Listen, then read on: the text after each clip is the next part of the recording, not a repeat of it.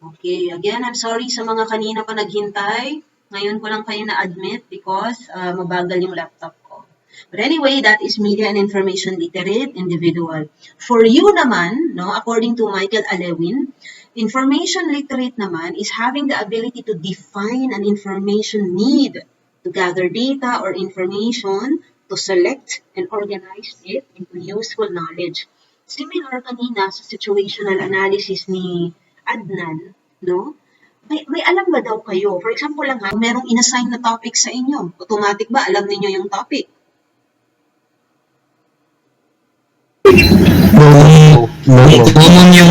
Kung common yung topic mo. Okay. Pero no, usually, if you do not know, ito yun, no? The ability to define an information need. Dapat alam mo na, hindi ko alam itong information, and therefore, I should gather information. Hindi mo alam, anong kailangan mong gawin? Mag-research. So you know for a fact that you do not know how to do something, tama yun na nagtanong siya. No? Kasi nga, pag hindi mo alam, magtanong ka. But then, if you have the opportunity, if you have gadgets, if you have internet connection, better kung ikaw mismo bilang isang information literate individual will gather the data on your own. Afterwards, i-select mo, i-organize mo, so that it can be transformed into a useful knowledge. Skill ito siya, guys. And I really hope, starting from now or moving forward, i-try niyo talaga ito kahit mahirap. I-try niyo i-hone, no? Or i-develop ang skills na to. The skill of finding, evaluating, and synthesizing information. Okay? Kasi nga, part talaga ito siya ng learning. No? Hindi lang tayo, ito ang ginagawa ni ChatGPT actually. Every time tinatanong natin si Chat, naghahanap siya ng information. Gina-evaluate niya kung related ba yung information na nakuha niya sa prompt mo. And then afterwards, bigyan ka niya ng synthesized or summarized information.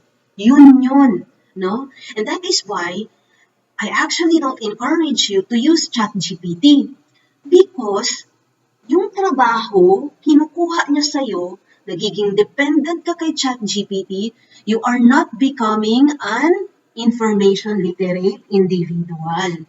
Okay? So I really hope, moving forward, you try to develop this skill of finding, evaluating, and synthesizing information.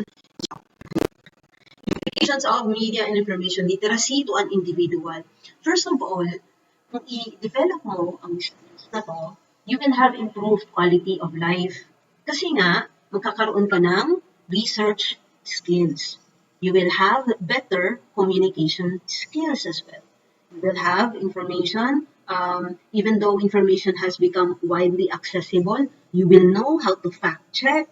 You will know which information is appropriate or beneficial for you. No? Aside from that, technological advancement gave more options to make life easier and more convenient, but you still will have foundation skills na kahit pa mawalan tayo ng internet, kahit pa mag-blackout, walang kuryente, you will still know things. You will still know how to do things.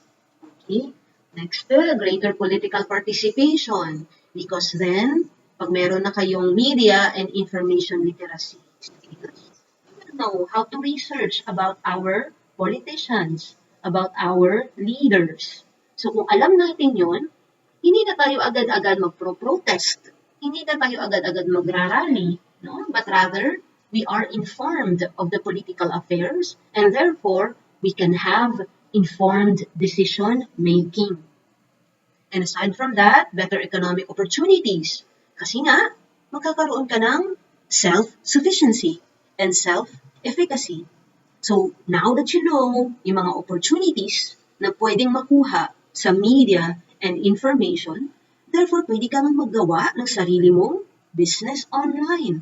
Or maybe, pwede kang mag-online selling, maging influencer ba, mag-media marketing, cryptocurrency, or mag-part-time job, no? Depende sa inyo. So that will give you better economic opportunities. And then, improvement of learning environment. So ito na, dapat magamit nyo ito sa pag-aaral. Because you will have wide variety of sources of information. Unlike sa amin dati, that we are dependent to what the teacher gives us. No? Yun lang yung information or knowledge na alam namin. Pero kayo, aside from the curriculum provided by DepEd, pwede kayong magkuha ng information online. Also, YouTube or yung mga educational videos sa TikTok ba or sa IG or any other websites available online. No? Magkakaroon din kayo ng social learning environment. And it equips you to have the tools necessary to collaborate and participate with teachers and peers, both inside the classroom and beyond the walls of the school. Remember MOOCs, Massive Open Online Courses, no? So beyond na talaga sa alam natin na classroom setting, no? Pwede na nga tayo ganito ngayon, no? Online class na lang.